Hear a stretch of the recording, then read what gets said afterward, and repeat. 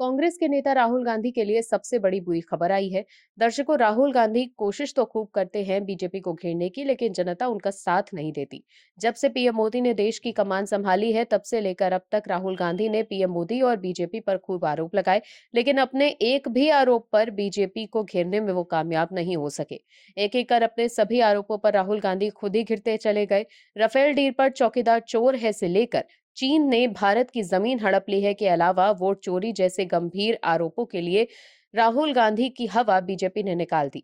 वहीं चीन ने भारत की जमीन हड़प ली है वाले बयान पर भी जब सोशल मीडिया से उन्हें कड़ी फटकार लगी, तो उन्होंने यू टर्न लेते हुए ये कह दिया कि मीडिया में छपी खबर के आधार पर वो ये आरोप लगा रहे थे, क्योंकि वो विपक्ष के नेता हैं। वहीं अब राहुल गांधी एप्स्टीन फाइल्स पर पीएम मोदी और बीजेपी को घेरने की कोशिश कर रहे हैं।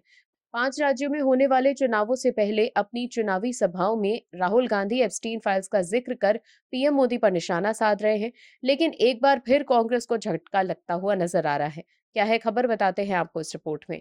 दर्शकों, देश में होने वाले 5 राज्यों में विधानसभा चुनावों को अब कुछ ही समय बचा है। इस बीच असम और बंगाल विधानसभा चुनावों पर सबकी नजरें टिकी हुई हैं। असम में सत्ताधारी बीजेपी और कांग्रेस की, तो बंगाल में सत्ताधारी टीएमसी और बीजेपी की कड़ी टक्कर है। हालांकि चुनाव में किसकी जीत होगी, इसका पता तो 5 मई 2026 को नतीजों के आने के बाद ही लगेगा। लेकिन इनके ठीक पहले दोनों राज्यों में चुनावों के ओपिनियन पोल सामने आए। मेट्रिस और चाणक्य के सर्वे में असम और बंगाल विधानसभा चुनावों में जीतने वाली पार्टी कौन सी है, इसकी संभावना पता लग गई है। सर्वे के अनुसार असम में जहां बीजेपी दोबारा प्रचंड जीत हासिल करने जा रही है, वहीं बंगाल में नतीजे सांस अटकाने वाले हैं। असम की 126 सीटों पर 9 अप्रैल 2026 को मतदान होना है। राज्य में सभी सीटों पर एक चरण में ही वोटिंग होगी। राज्य में फिलहाल बीजेपी नेतृत्व वाले गठबंधन की सरकार है। असम चुनाव के ओपिनियन पोल में भी बीजेपी की दोबारा सत्ता में आने की संभावना ज्यादा दिखती है। मेट्रिस सर्वे के अनुसार बीजेपी गठबंधन को वोट शेयर और सीटों में दोनों में बढ़त मिली है। वहीं कांग्रेस गठबंधन पीछे है, जबकि छोटे दलों का वोट कम है। वोट प्रतिशत की बात की जाए तो 46% वोटर्स बीजेपी के पक्ष में जा सकते हैं। वहीं कांग्रेस के पक्ष में 36% वोटर्स दिख रहे हैं, तो वहीं अन्य के खाते में 18% वोट जा सकते हैं। वहीं सीटों की बात की जाए तो असम में बीजेपी 92 से 102 सीटें ला सकती है और कांग्रेस के खाते में 22 से 32 सीटें आ सकती हैं।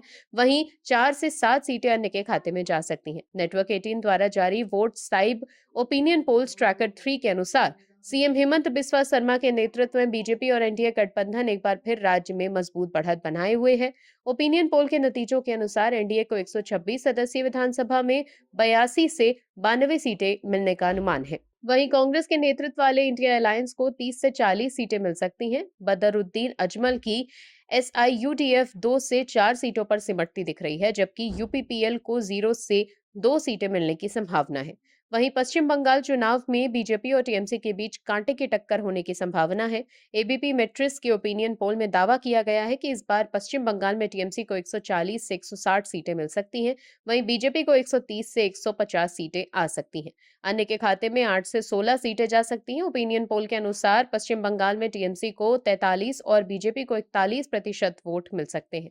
कांग्रेस लेफ्ट समेत अन्य दलों के खाते में 16% वोट जा सकते हैं। सर्वे के अनुसार बीजेपी और टीएमसी के बीच कुछ ही सीटों का अंतर दिखाई देता है, यानी दोनों पार्टियों के बीच जीत का अंदाजा लगाना काफी मुश्किल है। ऐसे में राहुल गांधी का एप्स्टीन फाइल्स का मुद्दा भी नहीं चलता दिख रहा। हाल ही में असम में एक रैली के दौरान सीएम हेमंत बिस्वा शर्मा पर तीखा हमला बोलते हुए राहुल गांधी ने कहा था कि कांग्रेस के सत्ता में आने के बाद से शर्मा को जेल भेजा जाएगा और माफी मांगने पर भी उन्हें बख्शा नहीं जाएगा।